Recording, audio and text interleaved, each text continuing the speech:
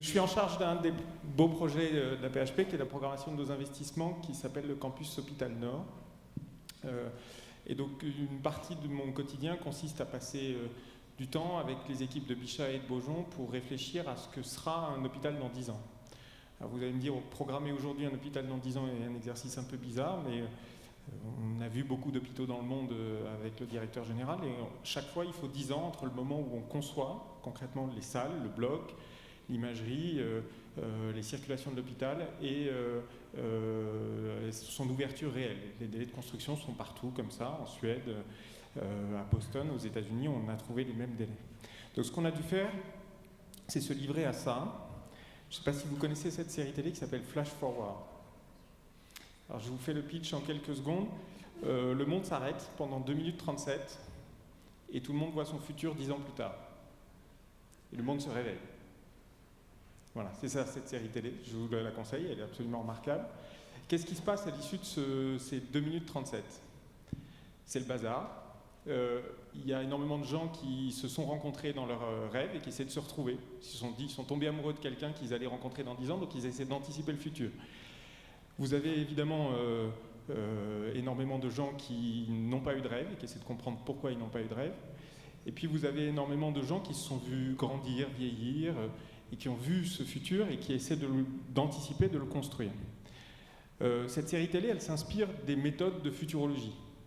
C'est-à-dire, concrètement, Mark Benford, l'inspecteur du FBI, qui est chargé de reconstituer l'enquête pour savoir ce qui s'est passé, fait un grand tableau, et en futurologie, on appelle ça le tableau des futurs désirables, dans lequel il construit des liens entre toutes les visions du futur qui sont intervenues à 10 ans. C'est là que vous voyez normalement le lien avec Bichat-Beaujon. J'ai tenté de me mettre au tableau avec les équipes de Bichat et de Beaujon, je n'ai pas totalement réussi, mais normalement c'est ça qu'on aurait dû faire, c'est-à-dire prévoir l'hôpital à 10 ans, mettre nos anticipations, on a pratiquement les meilleures équipes de France dans beaucoup de domaines, et construire le futur désirable que vous voulez faire avec ces anticipations en fonction de degré de probabilité. Quand on fait ça, et si on s'essaye à faire ça, en fait on a une énorme page blanche qui reste au tableau. C'est-à-dire qu'aujourd'hui, anticiper un hôpital à 10 ans, compte tenu de l'évolution des technologies, je peux prendre multiples exemples, est-ce qu'on fera encore de l'imagerie assise ou fixe dans 10 ans, ou est-ce qu'on n'aura plus que l'imagerie mobile, quelle sera la place des organoïdes dans nos transplantations, est-ce que les blocs opératoires pourront encore fonctionner sans imagerie, ou on n'aura plus que de l'imagerie hybride? Des questions comme ça, j'en ai eu une vingtaine quand on a travaillé, et on a tous compris que notre meilleur rationnel était de ne pas essayer d'anticiper. C'est-à-dire qu'on a des cycles d'innovation dans les 10 prochaines années qui seront 2 ou 3 cycles qui vont intervenir et qui font qu'on ne peut pas prévoir l'avenir à 10 ans. Alors ça m'a troublé, j'ai passé un peu mon été à y réfléchir, ça m'a conduit à écrire un petit livre que je vais vous présenter. Et je me suis rendu compte que les futurologues, quand ils ont créé leur science, c'était dans les années 60, c'est l'époque du docteur Folamour, et la personne qui a écrit le scénario du docteur Folamour s'appelle Herman Kahn, qui était le premier futurologue, et qui a essayé d'inventer le monde de l'an 2000. Et si vous lisez les ouvrages d'Herman Kahn des années 60, vous vous rendez compte qu'il vous prédit Internet, il vous prédit l'intelligence artificielle, l'émergence de l'intelligence artificielle, il vous prédit les progrès de la génomique, à 70% près, il vous prédit le monde dans lequel on est. C'est-à-dire qu'au milieu des années 60, quelqu'un est à peu près capable de prédire le monde dans lequel on est. Maintenant, si vous arrêtez 2 minutes 36 et que vous réfléchissez au monde qui sera dans 10 ans, je pense que vous serez incapable de dire et vous assumerez que vous n'êtes pas capable de prédire le monde dans lequel on va.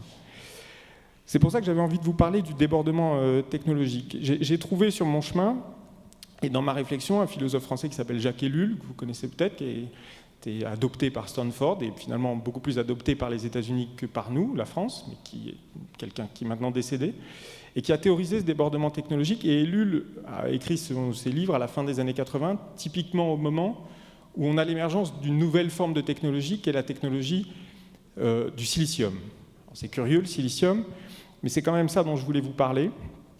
Ce qui s'est passé depuis le milieu des années 60, ça s'appelle la loi de Moore, c'est que tous les 2 ans, en moyenne, notre capacité à stocker de l'information dans des microprocesseurs a doublé, tous les 2 ans.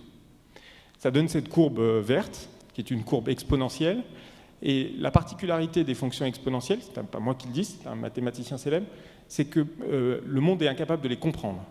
Les fonctions exponentielles ne répondent jamais à notre intuition. Elles vont toujours vous désemparer, vous désarçonner. Le progrès technique qu'on a connu dans le domaine du silicium, c'est-à-dire de capacité de stockage de l'information, nous a désemparés depuis 1965, date à laquelle cet ingénieur d'Intel a vu arriver les premiers transistors dans lesquels on stockait plusieurs microprocesseurs et a dit « je vois qu'on met de plus en plus de puces » et a décrit cette loi qui existe aujourd'hui. Et Moore avait dit quelque chose d'important, il a dit « vous savez, le silicium il a des limites physiques, donc un jour ça va s'arrêter. » Et je pense que ça va s'arrêter en 2017.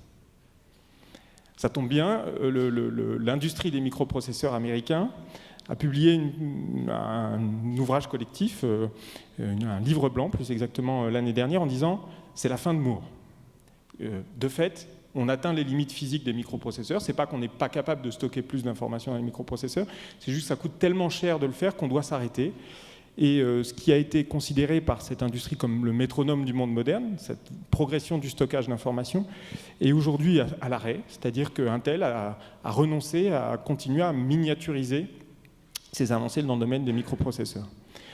Est-ce que ça veut dire que c'est la fin du débordement technologique? Je ne le crois pas, puisque la loi de Moore a en fait créé des petits ou des vagues de progrès technologiques parallèles, c'est ce sur lequel j'ai essayé d'enquêter.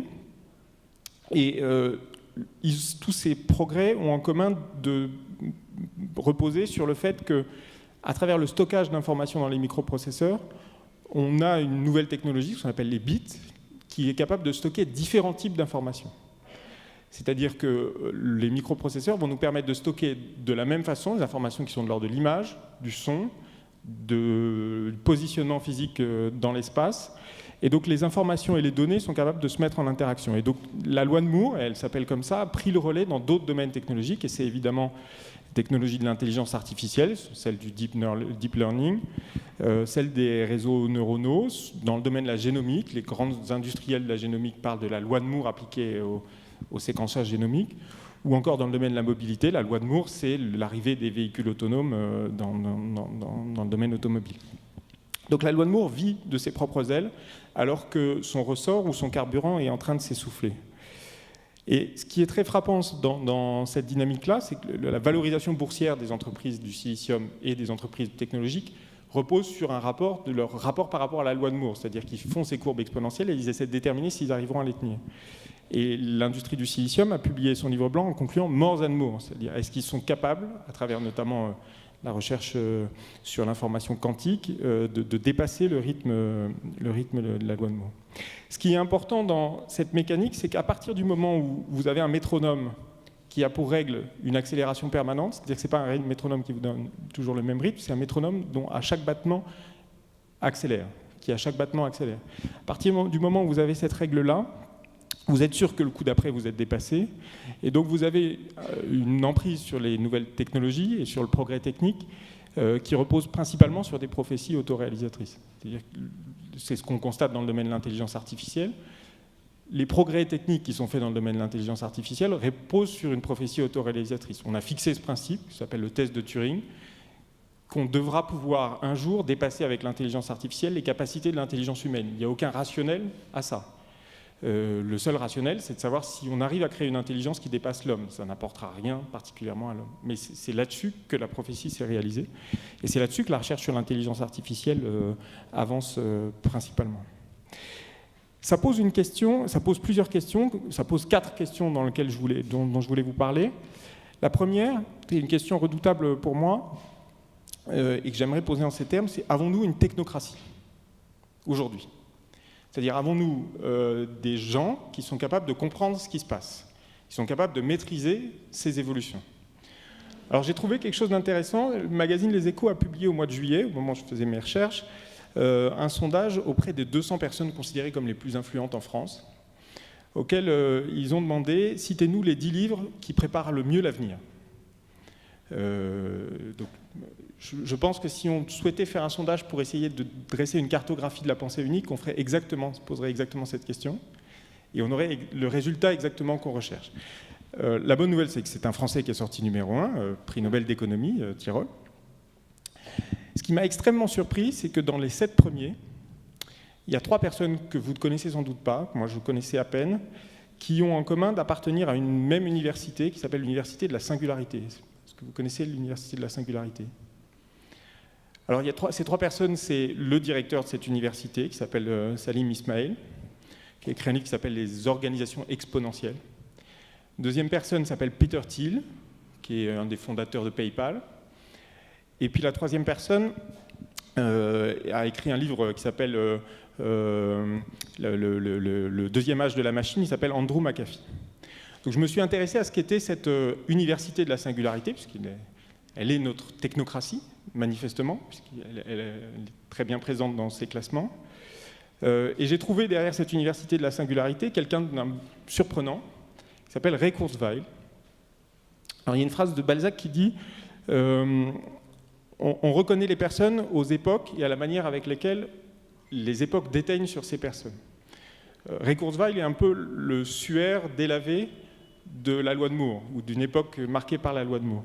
C'est un homme qui a écrit un livre qui s'appelle « La singularité est proche » et qui a consacré l'ensemble de ses travaux autour de l'idée qu'on pouvait repousser les limites de la vie humaine. C'est-à-dire le cœur de son activité, le cœur de son mobile, de ses recherches, porte sur ce qu'il appelle son combat contre la mort et la capacité à repousser nos limites physiques. Il a notamment pris les rênes de l'ingénierie, il est directeur de l'ingénierie du groupe Google, où il a créé une filiale qui s'appelle Calico, qui est une filiale dont la devise est « mettre fin à la mort ». C'est le mobile de cette filiale. Et je me suis un peu plus intéressé à lui. J'ai lu un article qu'il avait fait, une interview qu'il avait fait dans le Wall Street Journal. Son nom m'intriguait. Je ne sais pas si vous connaissez un pianiste qui s'appelle Frédéric Kurzweil. Frédéric Kurzweil, c'est un pianiste spécialiste de Chopin. Moi, j'appréciais beaucoup. C'est son père. Et il raconte dans un interview, je l'ai trouvé très frappant, il a ramené aux journalistes énormément de photos de son père, des bandes de 8 mm de son père. Et il raconte comment il a essayé de nourrir le projet de faire revivre son père, qui est mort. Et l'essentiel de l'interview est consacré à l'âge auquel il décide de faire revivre son père. Donc il a décidé que c'était la 58e année qui était la meilleure, pour une simple et bonne raison, que c'est l'année où il s'est réconcilié avec son père. Il avait alors 13 ans, et il a eu des relations plus profondes avec son père. Je vous fais un peu froid dans le dos, mais comme j'ai eu froid dans le dos, je me considérais que c'était intéressant à partager.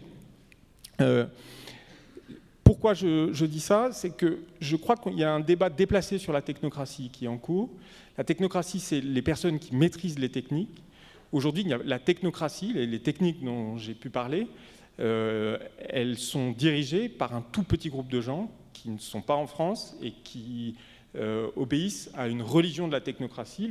L'ouvrage principal de Ray Kurzweil s'appelle « Plug and Pray », ça veut dire « branche ta machine et prie ». La deuxième chose que je voulais évoquer avec vous, c'est la question de la confiance. J'ai parlé un peu du débordement technologique et de ses conséquences. J'aimerais qu'on voit ces conséquences dans le domaine de la santé, hein, plus particulièrement. On parle beaucoup de la société de défiance et de la manière avec laquelle l'ensemble de la relation avec les institutions de nos concitoyens est en train de s'affaisser. Ce qu'on oublie de dire quand on parle de la société de défiance, c'est qu'on vit dans une société de l'hyper-confiance. C'est-à-dire que les sociétés qui sont hyper-techniques sollicitent votre confiance au quotidien. Beaucoup plus que les sociétés qui existaient par le passé. Moi, je fais confiance à mon entreprise de télécom sur le fait que le Wi-Fi à mon domicile ne va pas me susciter des ondes qui seront mauvaises pour ma santé. Je fais confiance évidemment à quelqu'un qui produit un ascenseur. Je fais confiance à l'ensemble des technologies numériques de notre pays. Donc, point de départ des sociétés de défiance, c'est quand même qu'on vit dans des sociétés de l'hyper-confiance. La deuxième chose, c'est que quand on regarde les études sur la confiance en santé, évidemment, on se rappelle une chose, c'est que la santé n'existe que par la confiance. Et toute relation de santé, je pense que Céline Lefebvre en parlera mieux que moi, commence par la confiance et se termine par la confiance. Mais pour que cette relation existe, le lien à l'information qui est donnée à un patient ou à un citoyen n'est pas un lien linéaire. Les vaccins incarnent bien ça. Vous savez qu'il y a aujourd'hui plus que 3 Français sur 10 qui déclarent faire confiance à leur vaccin de façon pleine et entière. Il n'était qu'un Français sur 10 à déclarer avoir une défiance à l'égard des vaccins il y a encore 10 ans. Et quand on regarde le profil sociologique des Français qui déclarent leur défiance à l'égard des vaccins, ce sont les plus diplômés qui ont le plus haut niveau de défiance à l'égard des vaccins. Et dans beaucoup d'études sur le niveau de confiance en santé, on constate que la première information qu'on donne sur de la confiance est une information qui fait baisser le niveau de confiance. La première information qu'on donne sur un fait va vous mettre dans difficulté, dans la confiance qu'il y a dans une relation. Puis ensuite, vous avez une grande vallée dans laquelle toute information que vous donnez ne bouge quasiment pas le niveau de confiance que vous avez dans un problème. Et puis à la fin, vous avez un mur, qui est un mur de complexité, où si vous arrivez à faire rentrer dans la complexité de votre problème les citoyens, vous allez recréer de la confiance avec eux. Cette vallée de la défiance, je pense qu'elle est extrêmement déterminante pour nos systèmes de santé. Elle est déterminante pour les vaccins, pour plusieurs raisons. La première, c'est que en prendre conscience, c'est prendre conscience du fait que dans le monde scientifique, le premier qui soulève un sujet est le premier qui fait descendre de la vallée l'ensemble d'un domaine scientifique donné. Donc ce premier-là est généralement une sorte de criminel dans sa science, puisque c'est le premier à évoquer ou à faire naître un doute. Le deuxième, c'est que les murs de complexité ne s'affrontent pas tout seuls, et les scientifiques ne peuvent pas eux-mêmes monter ces murs sans avoir des relais politiques. Je pense que c'est un des enjeux importants de cette relation. Et puis la troisième chose, c'est que les décisions en santé se prennent en fond de vallée. C'est-à-dire qu'ils se prennent dans la masse des gens qui ont un peu d'informations, mais pas suffisamment pour progresser. Et ça, c'est un élément, à mon avis, très important des décisions qu'on peut prendre. Je vais vous en donner un exemple. Le 8 novembre dernier, aux États-Unis, on élisait Donald Trump. Le même jour, en Floride, un référendum était organisé pour savoir si on pouvait modifier génétiquement tous les moustiques de Floride avec une technologie qui s'appelle le CRISPR-Cas9. Je ne sais pas si vous savez ce qu'est le CRISPR-Cas9. C'est une technologie qui permet de modifier le génome. C'est-à-dire à partir d'enzymes, on modifie des protéines qui vont ensuite redessiner le génome. Alors c'est une technologie qui a été inventée par plusieurs personnes. Il y a un débat sur le brevet de cette technologie entre Palo Alto et Boston. Mais c'est une technologie qui a une particularité, c'est qu'on la maîtrise très mal. Et notamment, on ne sait pas quand on fait ces modifications si on ne va pas faire naître des modifications supplémentaires non maîtrisées. Donc elle n'est possible que si on confine parfaitement les modifications du génome qu'on réalise. Et les inventeurs de cette technologie ont demandé un moratoire contre son utilisation. C'est-à-dire qu'elles ont réuni une conférence internationale en disant on ne veut plus qu'on utilise le CRISPR-Cas9. C'est un des effets du débordement technologique, c'est qu'on ne veut avancer dans les évolutions technologiques qu'à condition de réversibilité. C'est l'idée même du non-progrès ou de la contradiction directe avec le progrès. On accepte d'avancer que si on a la garantie qu'on aura une forme de réversibilité. Ce référendum en Floride, il a donné lieu à 700 votes. Il était organisé par une entreprise de biotechnologie qui s'appelle Oxitec, donc 700 votes, sans aucun débat, ça n'a aucune valeur. Il y a eu 60% de personnes qui ont considéré qu'on pouvait procéder à des choses aussi graves que de modifier le patrimoine génétique des moustiques.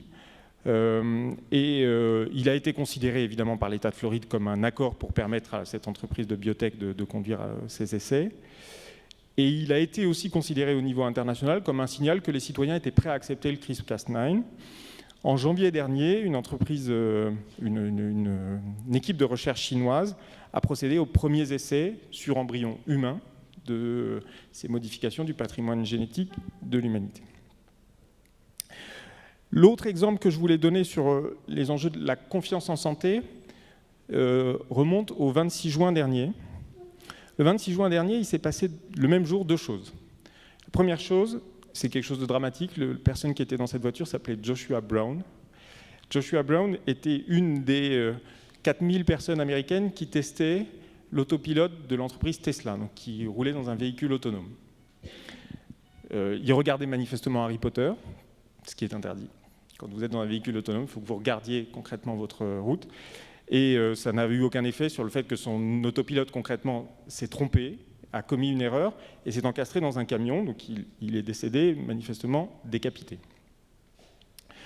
Le même jour, le magazine Science publiait une étude qui portait sur les conditions dans lesquelles on peut résoudre un dilemme éthique pour programmer les véhicules autonomes. La question est la suivante. On sait qu'à un moment donné, on devra résoudre la qu'on appelle la contradiction du trolleybus en éthique, c'est-à-dire la contradiction entre deux impératifs, faire faire un mouvement à un véhicule qui sauverait la vie de 10 personnes, ou faire faire un mouvement à un véhicule qui sauverait la vie du principal conducteur. Donc la question qui se pose, c'est savoir comment on programme ce véhicule. Est-ce qu'on choisit sauver la vie de celui qui est à bord, au risque de tuer 10 personnes, ou est-ce qu'on, évidemment, on choisit de sauver 10 personnes au risque de sauver le conducteur. Et ça, c'est quelque chose qu'on doit entrer dans la programmation des véhicules autonomes, qu'on est obligé de trancher à un moment dans cette programmation. Alors, l'étude qui est publiée dans Science est intéressante, elle dit deux choses. Elle dit, un, quand vous interrogez des citoyens, ils en ont interrogé 14 000, à travers le monde, la réponse est unanime. Si vous devez programmer les véhicules autonomes en fonction de ce dilemme, tous choisissent de sauver les 10 personnes. C'est rassurant. La deuxième chose qu'elle dit, c'est qu'à partir du moment où vous avez interrogé toutes les personnes qui doivent répondre à cette question, vous leur demandez est-ce que vous êtes prêt à acheter un véhicule autonome, tous répondent que non. Et c'est là que, pour moi, les choses sont importantes. Je reviens à la question de la confiance. Je pense que les véhicules autonomes sont un élément important pour nous de ce que la technologie peut apporter pour construire l'avenir. Lutter contre le réchauffement climatique, réorganiser nos villes. On ne peut pas avancer sur ce sujet et sa principale épine dans le pied. Et cette question qui est au fond une question qui n'est pas du tout technologique, qui est une question purement éthique. C'est-à-dire comment on est capable d'affronter ce choix éthique qui va être embarqué dans les véhicules autonomes. C'est pour ça que dans mon livre, j'ai recommandé quelque chose qui est un peu à rebours de ce qu'on fait, qui est de créer du débat autour des questions technologiques en créant une assemblée de citoyens tirés au sort, appelée l'assemblée des 100 personnes qui seraient tirées au sort, et qui débattraient de ce type de choix technologiques. Il ne s'agit pas de créer de la démocratie aussi autour de choix qui sont scientifiques. Je ne crois pas à la démocratie scientifique. C'est pas, la science ne se règle pas par vote. La science, elle a sa vérité propre. On est proche de Blaise Pascal, mais aussi proche de Descartes à Paris. C'est quelque chose qu'on a appris depuis longtemps. Mais je pense à l'inverse que si les conditions dans lesquelles la science se transforme en progrès ne sont pas débattues, elles ne seront jamais réappropriées. Et je suis assez convaincu que nos démocraties ont beaucoup de progrès à faire en la matière. L'autre sujet dont je voulais vous parler, et une deuxième dimension du débordement technique, c'est notre incapacité à faire le récit de ce qui se passe. Alors, il y a plusieurs façons de le prendre.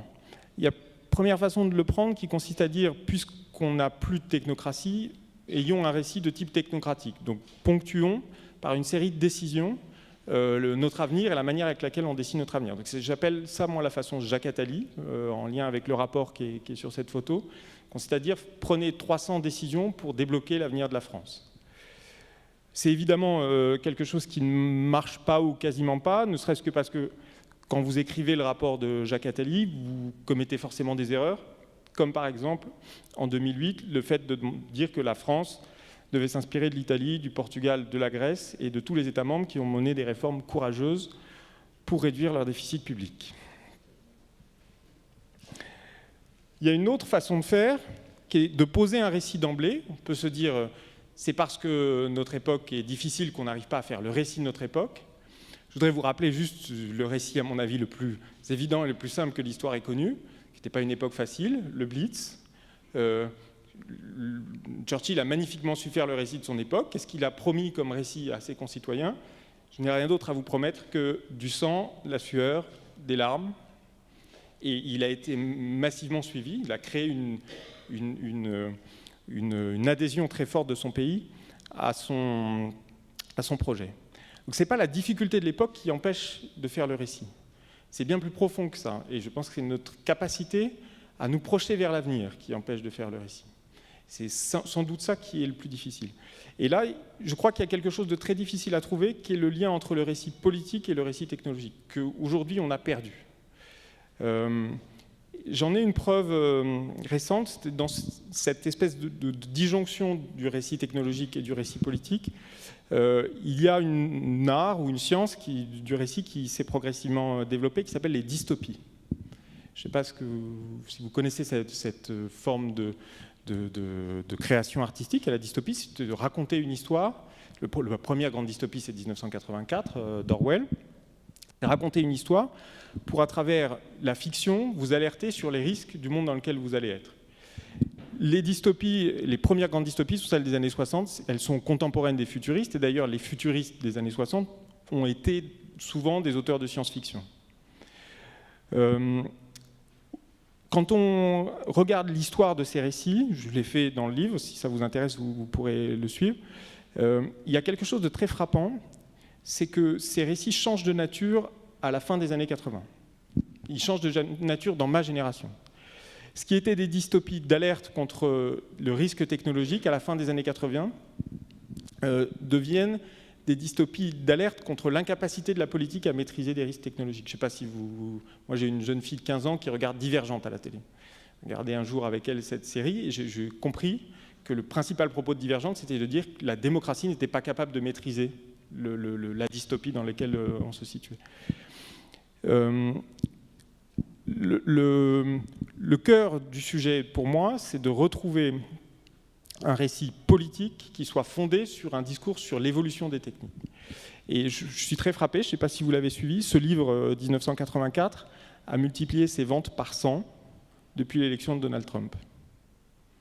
Je pense que dans la boucle qu'on ferme, qui est la boucle qui s'est ouverte évidemment avec, quand je parlais de ma génération, c'est évidemment avec l'effondrement du mur de Berlin et nos difficultés à penser une utopie ou une vision de l'avenir construite sur des idéologies. Il y a une boucle qui est en train de se refermer et un retour de la dystopie et peut-être même demain de l'utopie.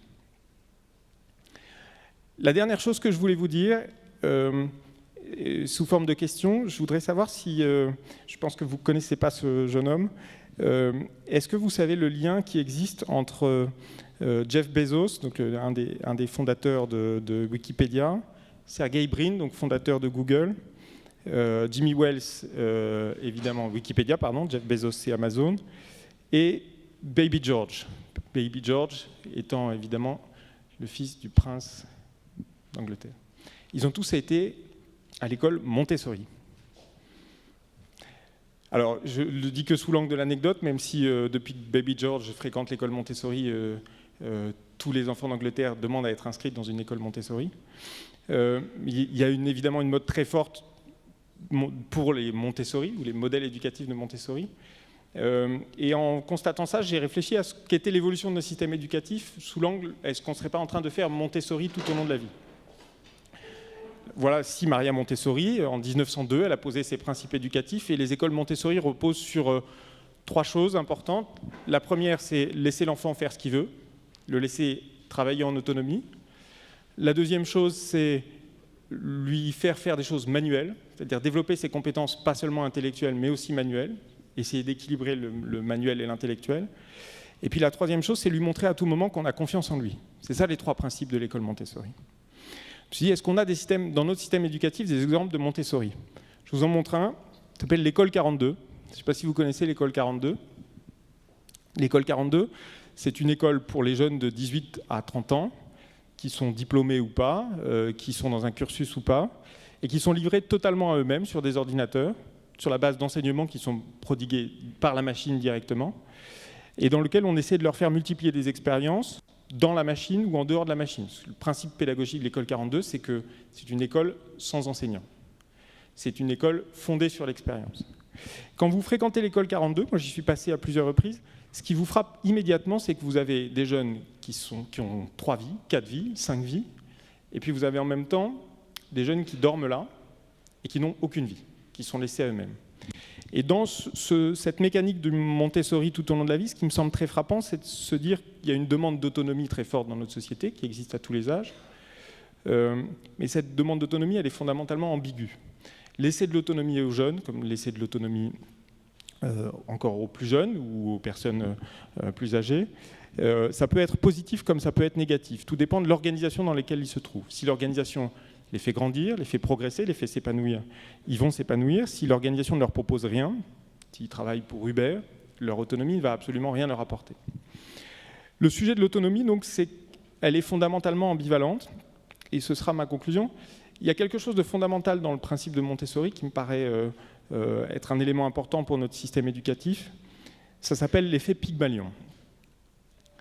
L'effet Pygmalion, C'est un effet qui est documenté par les sciences scientifiques de l'éducation, par des expériences contrôlées qui ont été faites sur des enfants, qui se résument de la façon suivante. Si vous faites 2 classes, vous séparez en classes 2 groupes et vous glissez dans une des 2 classes des tests de QI des enfants que vous avez améliorés.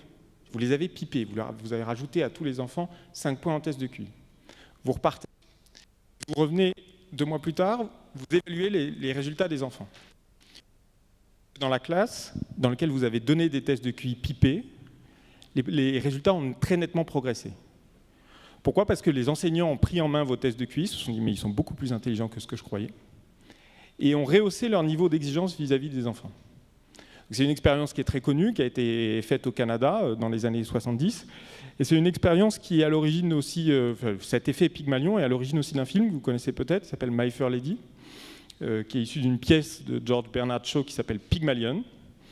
Et vous connaissez l'histoire de ce scientifique qui prend confiance dans la capacité de la jeune femme, Eliza Doolittle, à parler correctement l'anglais, à arrêter de parler l'anglais de Cockney. Je ne sais pas si vous avez en tête des scènes magnifiques de ce film dans lequel elle est sur les champs de course et elle professe des jurons tout au long des champs de course. C'est parce que le professeur qui l'accompagne croit en elle qu'elle finit par progresser et rentrer dans une autre forme de société. Voilà, c'était, je crois, un des principaux messages d'espoir que je voulais vous donner.